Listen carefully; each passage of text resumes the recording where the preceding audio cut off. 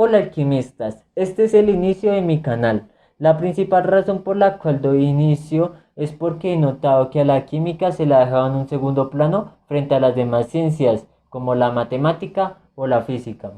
Por esta razón, hoy les contaré sobre un personaje que dio la historia de la química en dos. Por un lado, la alquimia, que era muy cuestionada en su época, y por otro lado, la química moderna, y por ella es que él es considerado hasta el día de hoy como el padre de la química moderna. Se trata de Robert Boyle.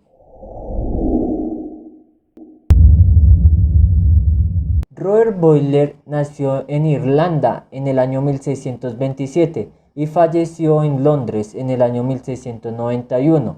Su padre era Richard Boyle y su madre era Catherine Fenton. Robert vivió con su madre, la cual falleció cuando él tenía tan solo 8 años. De ahí en adelante se fue a vivir con su padre. Muy astutos.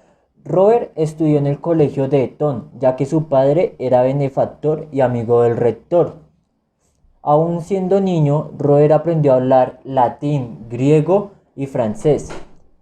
Robert, a la edad de 14 años, pasó el invierno en Florencia estudiando las paradojas de Galileo Galilei.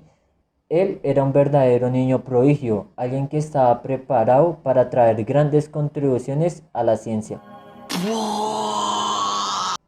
Después de terminar sus estudios, trabajó en la Universidad de Oxford como asistente de Robert Hooke, un físico y astrónomo de la época, en donde en 1661 realizaría su primera publicación que se titula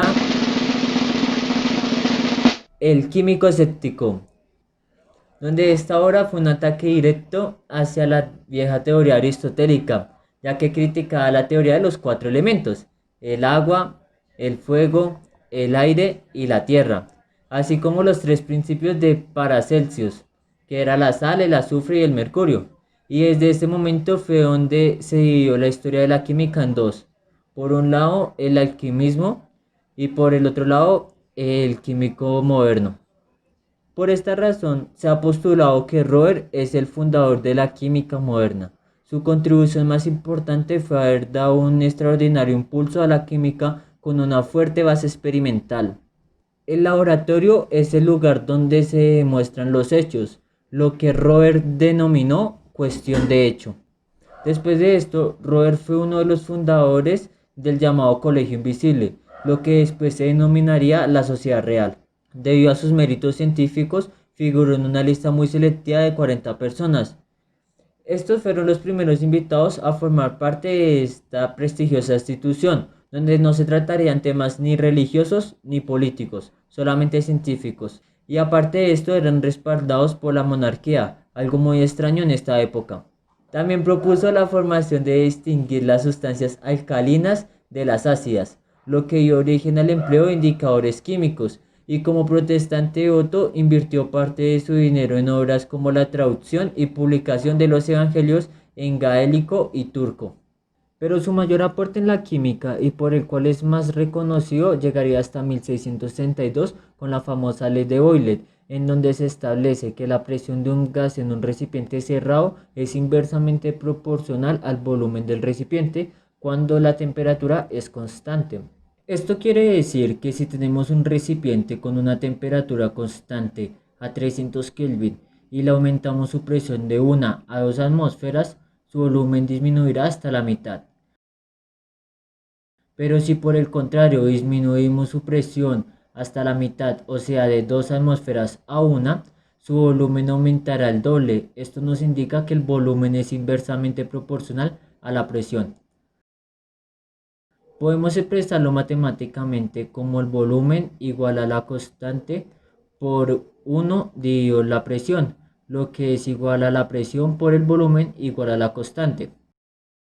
Pero esta no es la única forma de expresar la ley de Boyle. Supongamos que tenemos un cierto volumen de gas que se encuentra a una determinada presión al comienzo del experimento y variamos el volumen del gas hasta un nuevo volumen, entonces la presión también cambiará su valor y se cumpliría la expresión: presión inicial por volumen inicial es igual a presión final por volumen final. Después de estos increíbles aportes, en 1689 su salud empezó a decaer, hasta que el 31 de diciembre de 1691 fallecería en Londres. Después de su muerte causaría una gran influencia en Isaac Newton y otros científicos de su talla. Pues esto ha sido todo, alquimistas. Espero les haya gustado mucho el video y que también sirva como un digno homenaje a la memoria de Robert Boyle. Hasta pronto, alquimistas. Que la ciencia esté contigo.